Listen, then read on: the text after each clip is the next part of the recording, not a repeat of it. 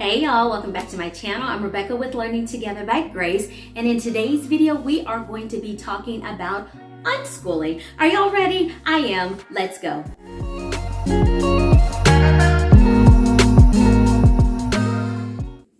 All right, you guys, just to give you an idea of what unschooling is. So when I first started learning about homeschooling, I was doing my research on how can I homeschool my children? What are the different methods? One of the things that I came across was unschooling. And you're probably thinking, what is unschooling exactly? So essentially, unschooling is a child-led schooling process. And it's basically a child saying, you know what? I want to know about apples, all about apples, the different type of apples. And they go and they do the research, and you as the parent, you can guide them, but essentially they are hands-on. They are in there, they're trying to explore, they're trying to figure out, like, what does an apple look like on the inside? What are the different colors? They can do the research on their own. You can present to them books. They can choose what they want to do, or they can choose not to even look at the books. They can do research online. You can take them to the library. They can even say, you know what, I want to go on a field trip and learn about apples and how they grow and go to this farm. So it really is about the child and what they are wanting. So now I'm just going to share with you some of the pros and some of the cons to unschooling. First off, pro, freedom. So your child has the freedom to explore what it is that they like, and they essentially could learn more from that freedom to explore. Pro number two, it allows room for your child to view the world and life in a less formulated way. So as we know, in public school or even in the workforce, there's a formula, and you have to follow that formula in order to be able to function in that role as a public school student or either as a worker. Now, pro number three, it removes the borders of learning in a particular way. And so again, if we compare it to public school, your child isn't having to fit into this mold, and if they're not attaining like these certain goals and these certain markers at a certain period of time, they're not considered as falling behind. It's more so at their pace and what it is that they're wanting to know and how it is that they learn best. And this could potentially be a positive thing for your child, okay? Now, pro number four, it aids in a self-motivated or self-driven environment. So your child, if your child is self-motivated and self-driven, and they will take the time to do research, or they will take the time to explore, they will take the time to ask those really deep questions, unschooling could be a phenomenal opportunity for your particular child, okay?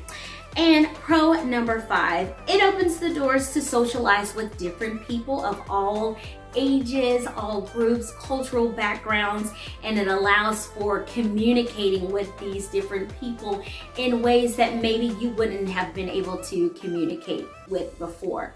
And so this, I believe, can make your child a more effective communicator because they know cultural norms, different cultural norms. They know different cultural backgrounds.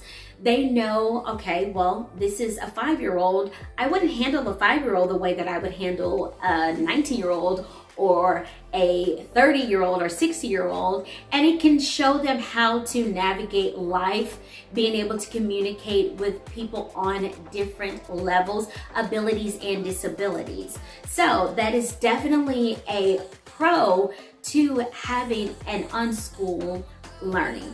All right, some of the cons that I want you to consider is there is lack of structure, and some children, they don't do well with having that lack of structure. They need someone to say, okay, at 7 a.m. we wake up, By 7:30, we're going to be sitting at the breakfast table. And then by 8 o'clock, we're going to begin math. And we're doing math from 8 o'clock until 8:30. And then we'll take a 10-minute break. And then at 8:40, we're going to pick up our language arts. So some children need structure. They need a rubric so that they know how things should progress and they know exactly what it is that they should be learning. And con number 2, it can expose children to inappropriate things. So if you as the parent aren't really involved in their unschooling and you're just allowing them to have free reign to do research on their own, it really can open your child up to a lot of inappropriate things. And so that is definitely a con that you have to consider when allowing your child to lead the way. Con number 3, there can be potential learning gaps with your child if you're just allowing them to lead the learning, because they may not know what they need to learn, and so therefore they could just be one-sided in what it is that they want to know. If they love art, all they'll want to know is art. If they love history, all they'll want to focus on is history. When in reality, you need to be well-rounded. So that could definitely be a con with unschooling. The 4th con is it can be the downfall for those that are not self-motivated. So if you're a parent and you have your child wake up and say, what do you want to learn today? And if they're not self-motivated, they could say, I don't want to learn today. I just want to stay in the bed, or I just want to play video games. So in that case, I would say that it is not wise to allow your child to lead their learning, because they could essentially just not do it. And then you can have a child that's really falling behind. And then con number 5, some may feel isolated with this type of learning, because it isn't as common. Even within the homeschool realm, unschooling may not be as common. And with that being said, it can isolate your child from other children that are learning. And although they could potentially share in what it is that they're learning, it can still be isolating because there may not be as much structure, and it could potentially have children not feel comfortable in environments where there is more structure.